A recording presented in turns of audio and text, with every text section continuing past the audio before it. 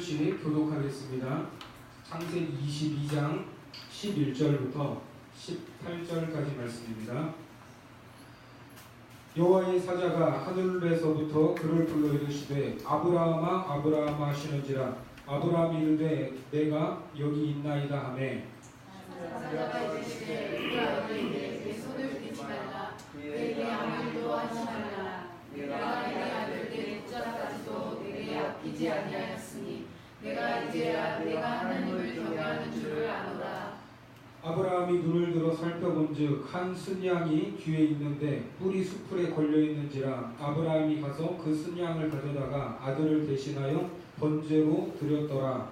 아브라함이 그 땅 이름을 여호와이라 하였으므로 오늘날까지 사람들이 이르기를 여호와의 산에서 준비되리라 하더라. 여호와의 사자가 하늘에서부터 두 번째 아브라함을 불러 이르시되 여호와께서 이르시기를 내가 나를 가리켜 맹세하노니 내가 이같이 행하여 내 아들 내 독자도 아끼지 아니하였음즉 내가 네게 큰 복을 주고 내 씨가 크게 번성하여 하늘의 별과 같고 바닷가의 모래와 같게 하리니 내 씨가 그 대적의 성문을 차지하리라.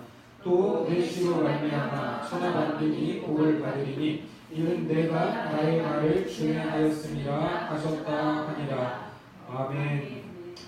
네, 오늘 본문 창세기 22장은 믿음의 조상 아브라함이 지금까지는 헛발질만 하고 또 실수를 또 연발하고 넘어지고 또 어디를 봐도 이 믿음의 조상이라고 할 만한 이유가 없어 보였는데, 오늘 이제 창세기 22장에서 이거 한 방에 과연 믿음의 조상이다. 아유 그렇지, 이 정도는 돼야지, 이런 말을 들을 만한 에피소드로 알려져 있습니다. 자, 그런데 우리가 조금만 상식적으로 생각을 해봐도 아무리 하나님께서 아브라함을 시험하신다고 해도 하나님이 자녀를 요구하실까? 자녀를 불에 태워 이 번제로 바치라고 하실까라는 질문을 던져봐야 됩니다. 자, 특히 오늘 22장 1절이 어떻게 시작을 하냐면 이렇게 시작하고 있어요. 22장 1절 말씀에 보면 그 일 후에 하나님이 아브라함을 시험하시려고 그를 부르시되 아브라함아 하시니 그가 이르되 내가 여기 있나이다. 어떻게 시작하죠? 그 일 후에라고 말합니다. 자, 그 일이 어떤 일이었습니까? 100세나 된 아브라함의 이 죽은 몸, 그리고 아이를 낳을 수 없었던 사라를 통해서 하나님의 주권과 섭리 가운데에 그렇게 기다리고 기다렸던 누가 태어났죠? 이삭이 태어났습니다. 그리고 이제 이삭이 조금 자라서 젖을 뗀 후에 잔치를 했는데 이 기분이 좋아야 할 잔치 자리에서 기분 나쁜 일이 생겼습니다. 여종 하갈이 낳은 이스마엘은 당시 한 18살 정도 먹은 다 큰 이제 청소년이었어요. 그럼 이 다 큰 녀석이 이제 젖을 갓대 이제 한 서너 살 먹은 이삭을 조롱하는 일이 잔치 자리에서 벌어진 것입니다. 자, 그 모습을 또 누가 봤어요? 사라가 봤습니다. 사라가 보고서 아브라함에게 말했어요. 둘 다 내쫓아라. 저들과 이삭을 함께 둘 수 없다. 이렇게 이제 아브라함을 압박을 했습니다. 자, 집에서 사랑으로 키운 강아지도 10년이 넘으면 이게 내 집 식구나 마찬가지죠. 그래요, 안 그래요? 어느 여배우가 이 집에서 키운 이 강아지가 죽어가지고 이거를 잘 화장을 해서 이 집에다가 이렇게 납골당으로 모셔놨더라고요. 그리고 그거를 보면서 통곡을 하더라고요, 울면서. 그런데 이 강아지도 사랑을 주면 그런데 자기 아들이었어요, 이스마엘. 그렇게 20여 년 가까이 집에서 사랑을 주면서 키웠는데 하루아침에 내쫓는 게 이게 어려워요, 엄청 힘들어요. 그렇죠. 둘 다 어렵고 엄청 힘들겠죠. 이게 쉬운 일이 아니었어요. 그런데 하나님은 그렇게 하라고 하셨습니다. 그러면서 이제 아브라함이 이제 어쩔 수 없이 하갈과 이스마엘을 다 내보내고 이제는 이삭만 덩그러니 남게 된 상황이었습니다. 자, 그래서 그 일 후에라는 말은 바로 이제 이런 일이 있던 이후에요. 그런데 그 일 후에라고 해서 이게 얼마 전 사건은 아니고 지금 시간적으로 보면 21장과 22장은 10년이 넘는 시간이 흘렀습니다. 10년이 넘는 시간이. 이 성경은 사건 중심으로 기록되기 때문에 이 시간은 그렇게 중요하지 않아요. 자, 그렇게 적지 않은 10여 년의 시간이 흘렀는데 이제 시험하시려고 불렀습니다. 자, 이제 이 아브라함의 믿음이 진짜냐 아니냐, 이걸 할 수 있냐 없냐를 가르치면서 이게 믿음의 진위를 결정하는 시험처럼 보이기도 합니다만, 하지만 이 시험하다라는 말에는 어떤 합격, 이 불합격의 의미도 있지만 입증하다, 드러내 보이다, 알아보다라는 뜻으로 사용되기도 합니다. 자, 오늘 본문에서 하나님은 이제 아브라함의 믿음이 이삭을 바칠 수 있을 정도로 이제 커졌다 하는 것을 이제 증명하시고자 하는 것 같은데, 자, 그래서 그런지 본문에 보면 하나님의 명령이 떨어진 후에 아브라함이 어떤 그 인간적인 고뇌나 이런 반응이 있습니까 없습니까?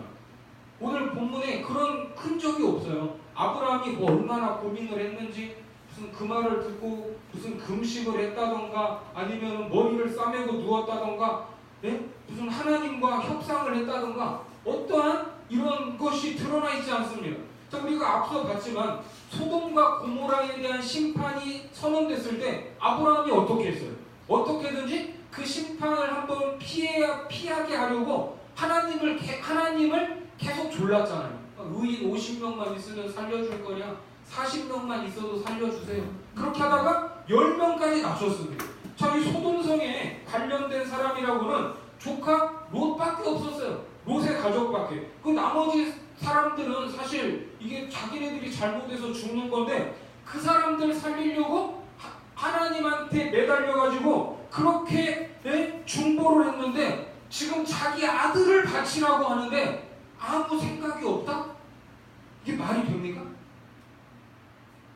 여러분들은 그냥 다 갖다 자식 바치실 분들 같아요. 자, 여기서도 협상을 해야 될 거 아닙니까? 하나님 어떻게 이 자식을 태워서 바치라고 합니까? 그냥 머리카락만 다 밀어서 머리카락만 태우면 안 될까요?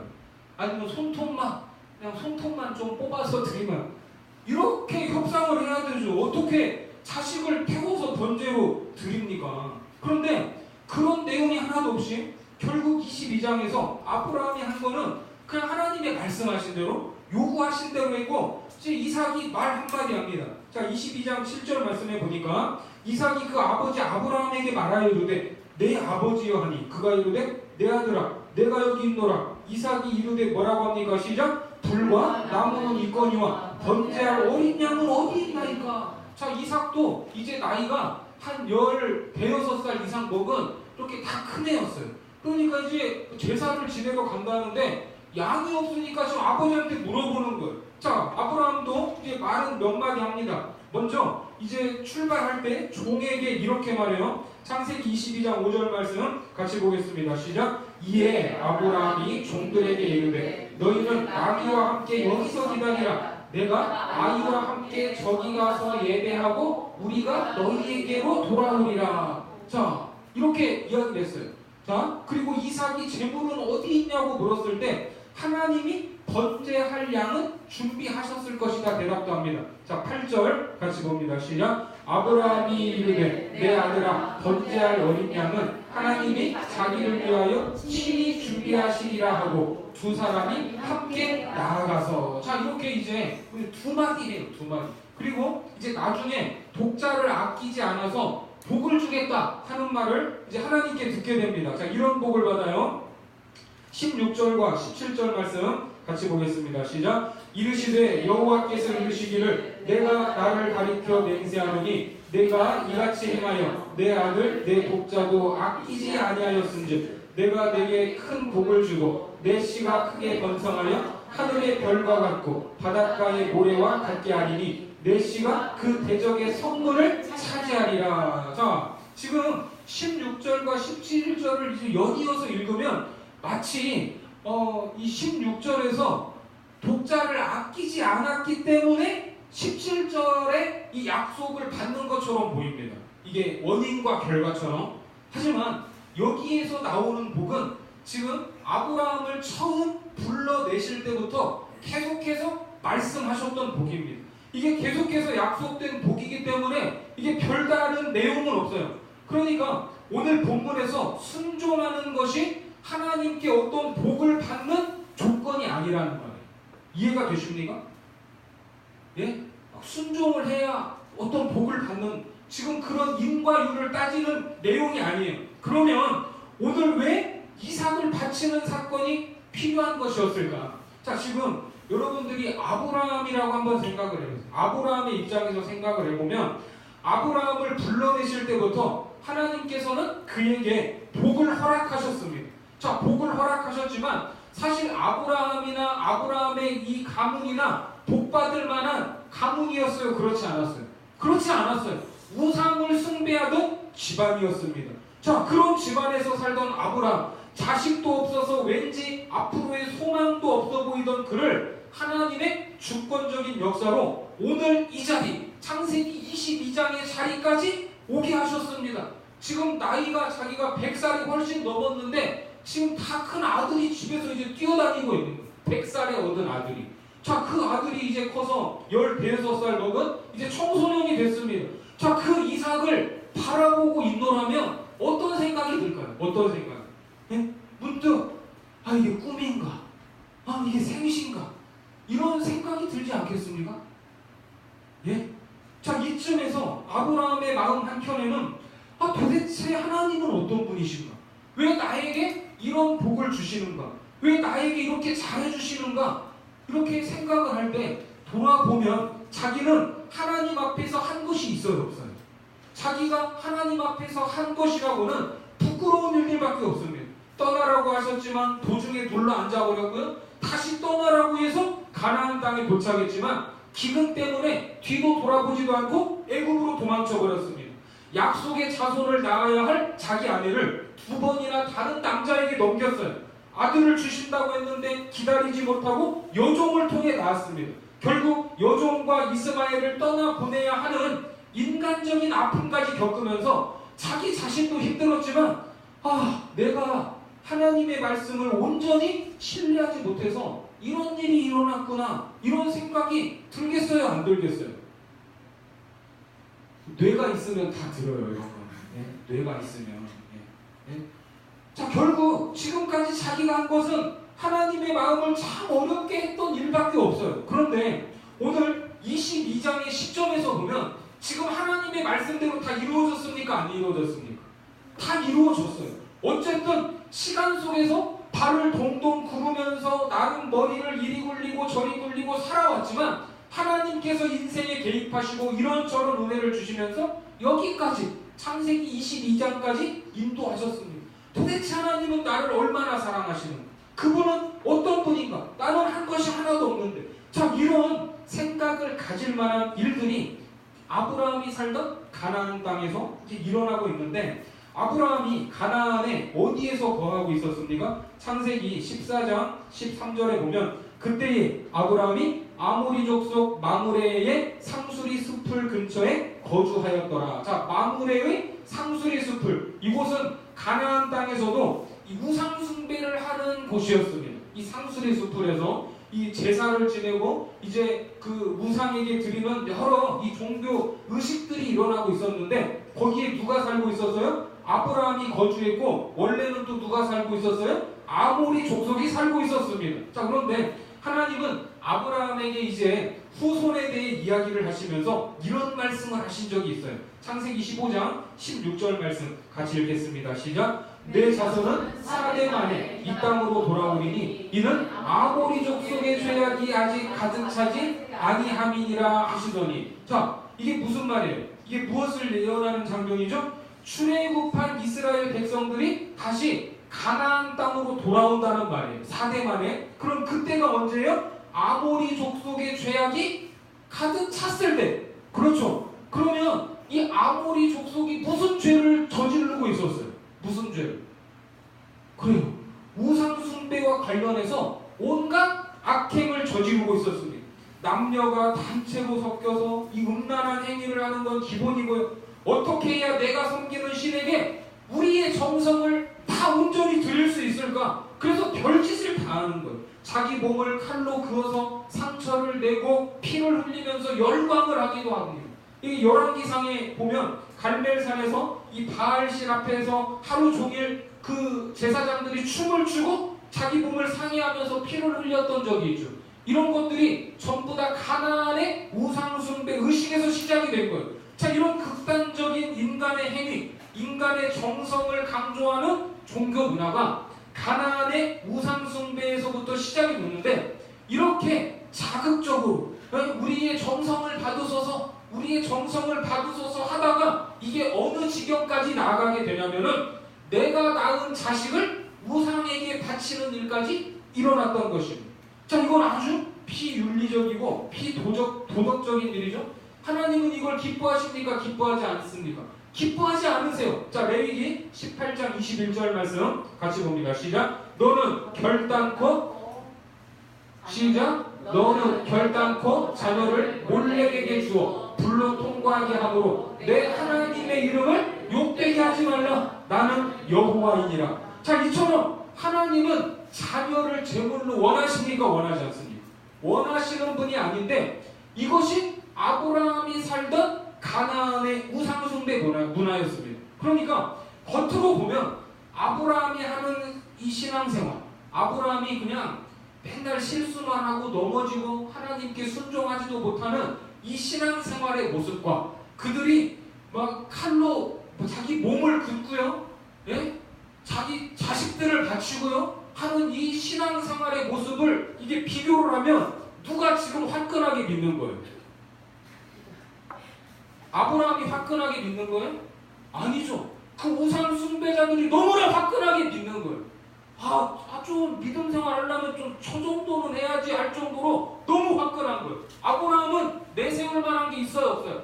아무것도 없어요. 아무것도. 하나님 앞에 한 것이 아무것도 없어요. 그런데 하나님은 변함없이 신실하게 아브라함을 창세기 22장까지 인도해 오셨습니다. 그래서 마음 한켠에 그 사람들을 보니까 나는 이렇게 믿어도 되나? 저 사람들은 저렇게 열심히 믿는데 하나님은 내게 무엇을 요구하시지 않는가? 나는 어떻게 하나님 앞에 나아가야 되는가? 이런 신앙적인 질문이 생긴 것 같습니다. 자기 신앙에 대한 한편으로는 회의감이 밀려왔던 거예요. 그래서 하나님이 아브라함을 시험하셨다라는 말은 이렇습니다. 아브라함이 가진 이 질문, 그 회의에 대해서 시험을 하시는데, 야, 너 그렇게 이방 종교가 행하는 것이 좋아 보이냐? 너는 아무것도 하는 것이 없는 것 같아서 뭔가 찜찜하냐? 내가 아직 어떤 하나님인지 모르냐? 그러면 네가 본대로 자식 한번 바쳐봐라. 네가 한번 증명해봐라. 이렇게 된 거예요. 그래서 창세기 22장 3절 말씀에 보면 같이 봅니다. 시작. 아브라함이 아침에 일찍이 일어나 나귀의 안장을 들고 두 종과 그의 아들 이삭을 데리고 번제에 쓸 나무를 쪼개어 가지고 떠나 하나님이 자기에게 일러주신 곳으로 가더니, 자, 이렇게 해서 3일 동안 이제 걸어가는 거예요. 3일 동안 5만 가지 생각을 하면서 걸어갔겠죠. 자식을 지금 바치라는, 그냥 돌아갈까? 이게 맞나? 왜 하나님이 아들을 줘놓고서 바치라고 하시는가? 이런 어떤 생각이 있었을 것 같은데 성경은 그걸 기록하지 않습니다. 왜? 그게 중요하지 않으니까. 관심이 없으니까. 그런데 도착해서 종들에게 분명히 뭐라고 말을 합니까? 22장 5절 말씀은 같이 봅니다. 시작. 이에 아브라함이 종들에게 이르되 너희는 나귀와 함께 여기서 기다리라. 내가 아이와 함께 저기 가서 예배하고 우리가 너희에게로 돌아오리라 하고. 자, 우리가 예배하고 돌아오겠대요. 그러면 우리는 누굽니까? 아브라함과 누구예요? 이삭이죠. 물론 이 상황에서 종들에게 야, 내가 저기 가서 내 아들 다 불로 지져가지고 번제물로 죽이고 올게, 이렇게 말을 할 수는 없었겠죠. 네? 설령 그렇게 하려고 해도 말은 그렇게 안 하는 것처럼 물론 하고 가야 돼요. 이 상황에서는. 자, 그런데 이제 아까도 봤지만 이삭도 이제 생각이 있으니까 올라가는 길에 질문을 했잖아요. 아버지, 풀과 나무는 있는데 번제할 양은 어디 있습니까? 이때 아브라함이 하나님이 준비하시리라 라는 이제 말을 하면서 이 말이 이제 여호와 이레라는 말로 연결이 됩니다. 자, 그런데 여기에 이제 아주 중요한 개념이 있어요. 자, 우리는 여호와 이레의 하나님 하면은 보통 어떤 걸 연상합니까? 지금 우리가 뭐가 필요해요. 예? 뭐가 필요한 것들.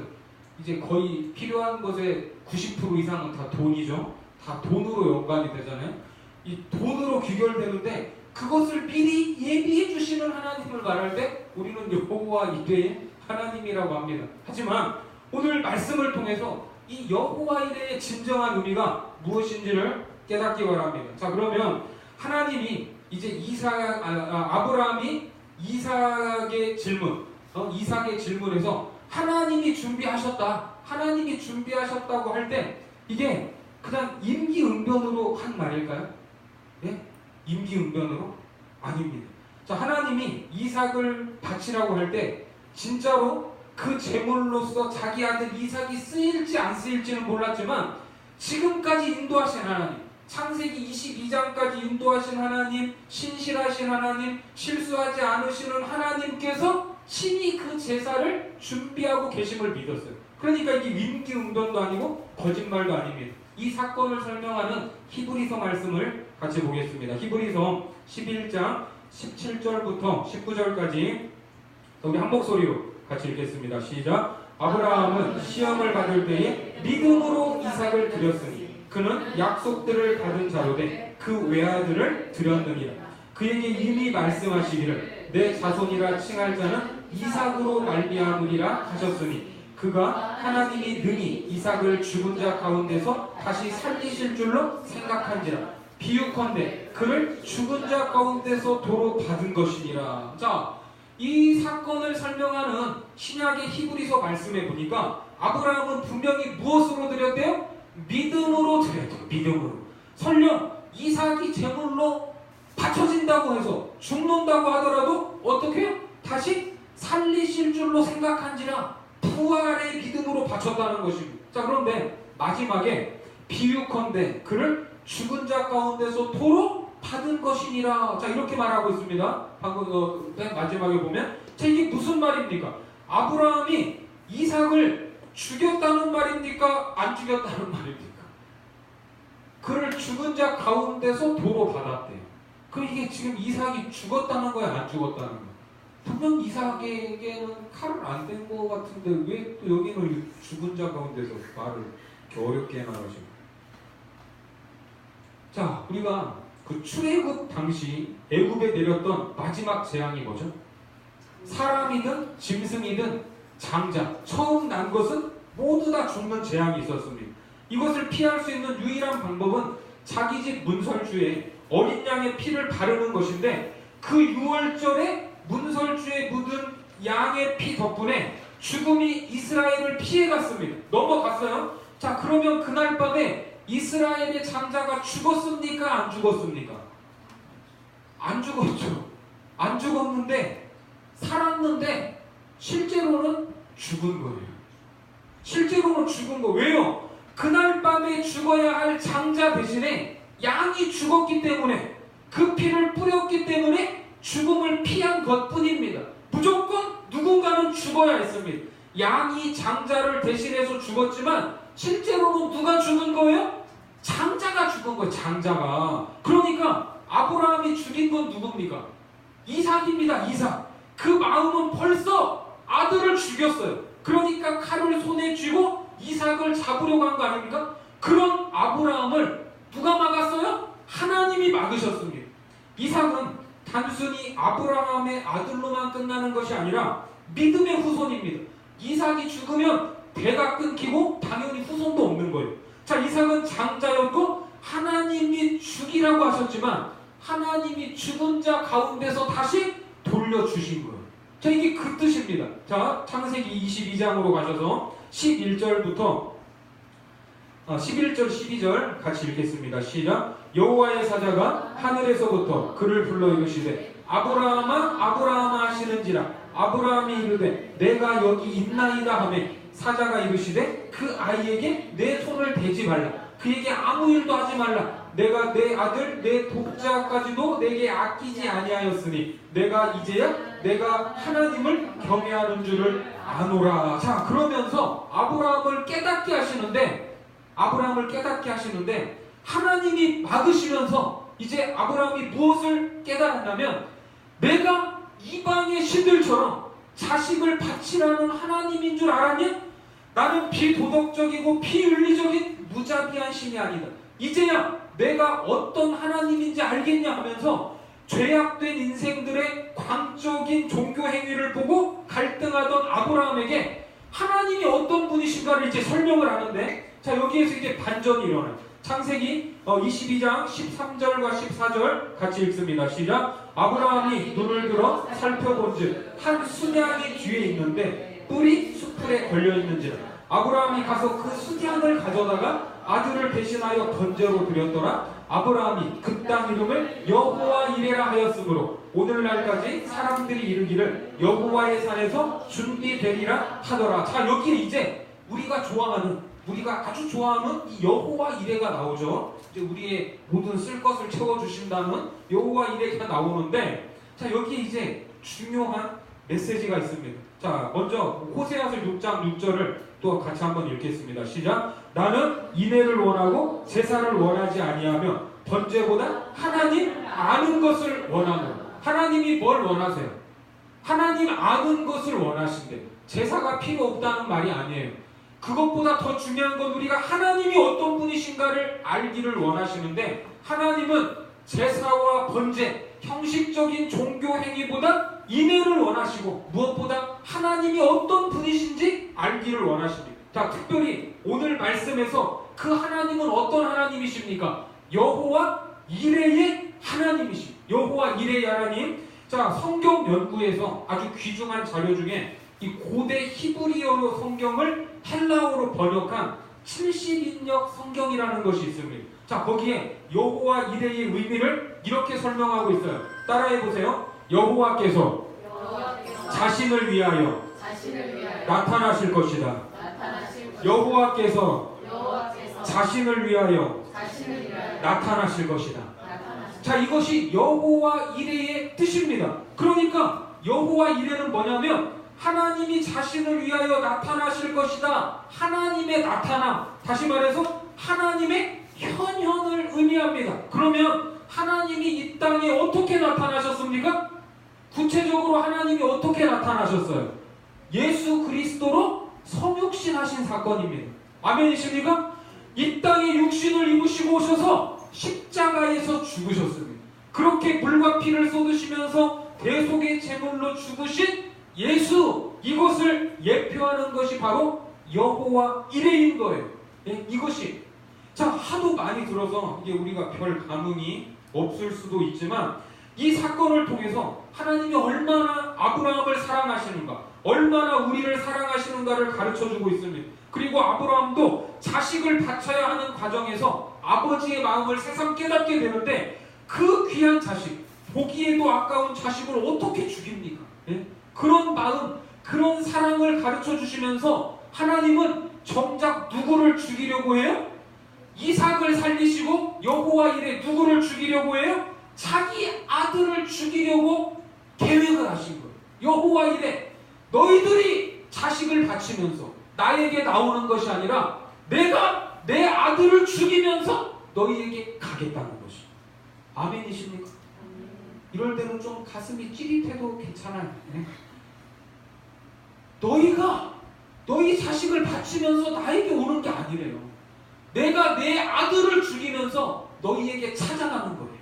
이거를 지금 가르쳐 주셨다니까요. 이런 사랑을 우리가 어떻게 이해할 수 있습니까? 우리는 이런 사랑 앞에서 하나님 우리를 구원해 주셔서 감사합니다 이렇게 말하지만, 인간적으로 보면 이 말 한마디로는 너무나 없어요. 너무나 없어 보여요. 예? 말 한마디로 하나님이 우리를 사랑하신 그 사랑, 십자가의 사랑의 무게를 표현할 수도 없고 다 측량할 수도 없습니다. 그래요, 안 그래요?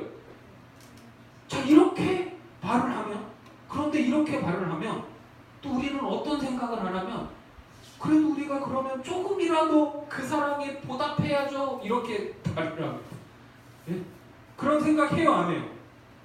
우리가 그 사랑에 조금이라도 보답해야죠. 저 이런 말, 저 신앙생활 하면서 참 많이 들었어요. 어릴 적에, 예? 목사님한테도 들었고, 우리가 그 사랑에 보답을 해야 된대. 보답. 그리고 구원받은 이후에 우리의 신앙생활은 마치 구원받은 것에 대한 보답인 것처럼 여기면서, 그때부터 뭐래요? 자기의 행위, 자기의 열심, 자기의 헌신을 드리면서, 이게 뭐라고 하는 거예요? 이것이 신앙생활이에요. 이렇게 하지 않으면 믿음이 없는 거야 라고 말을 하면서 오보하게 됩니다. 그러면 그렇게 생각을 하는 것은 오늘 이삭의 죽음 앞에서 가르쳐 주신 여호와 이레의 하나님이 어떤 하나님인지를 이해하지 못한 겁니다.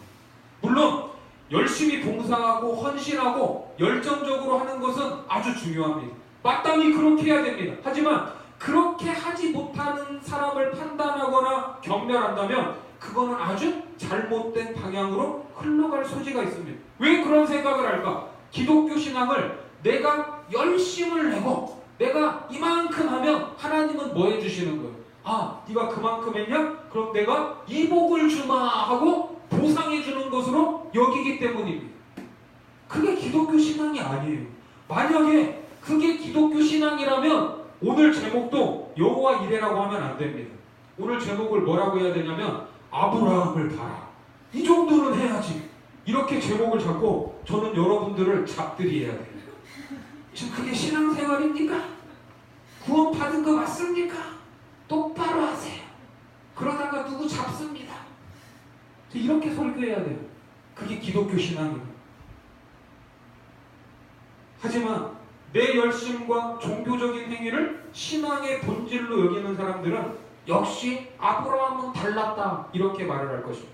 하지만 그게 아니에요. 그것이 아닙니다. 성경은 아브라함을 보라고 말하지 않고 오히려 하나님을 보라고 말합니다. 그 하나님이 아브라함을 아브라함으로 만드신 하나님입니다. 사람은 원래 자기밖에 모르고 자기만 위해 살아가는 존재인데 하나님을 위해서 또 이웃을 위해서 살아가고 봉사하는 일은 아주 좋은 일입니다. 그건 또 하나님 앞에 또 복이 되는 일이에요. 그리고 우리는 그러한 헌신과 열심에 대해서 응당 칭찬을 해야 되고 격려해야 됩니다. 하지만 그것이 신앙생활이다 이렇게 정의를 내리고 그것을 기준으로 삼으면 안 된다는 것입니다. 신앙생활은 나의 열심과 나의 열정에 대한 하나님의 보상이 아닙니다. 신앙은 우리가 원인이요 근거가 아니라 언제나 누가 원인이에요? 하나님만이 원인이 되시고 하나님만이 이유가 되셔서 예수 그리스도 안에서 저와 여러분들을 만들어 가시는 겁니다. 그것이 신앙생활입니다. 그것이 믿음입니다. 그래서 오늘 하나님이 이삭을 바치는 아브라함의 시험을 통해 증명하시고자 한 것은 예수 그리스도입니다. 여호와 이레 네가 준비하는 것이 아니라 누가 준비한다? 하나님 내가 준비한다. 예수 그리스도의 오심도 인간의 혈통이 아닌 하나님의 주권에 달려 있다는 것입니다. 그러니까 여호와 이레 이것을 단순하게 하나님이 우리의 삶 속에서 어떤 물질적인 것들을 준비해 두셨다라는 의미로 제한하시면 안 됩니다. 여호와 이레는 예수 그리스도를 예표하는 겁니다. 예수 그리스도와 연결된 단어입니다. 여호와의 산에서 준비하리라. 하나님이 나타나리라. 오늘 아브라함이 이삭을 바친 이 산이 모리아산입니다. 모리아산. 훗날 이곳에 뭐가 세워지는지 아세요? 솔로몬 성전이 지어지고 이 산에 솔로몬 성전이 세워지게 되고 여기에서 예수 그리스도가 십자가에 못 박혀 죽으시게 됩니다. 온 인류를 위하여 준비된 하나님의 어린 양.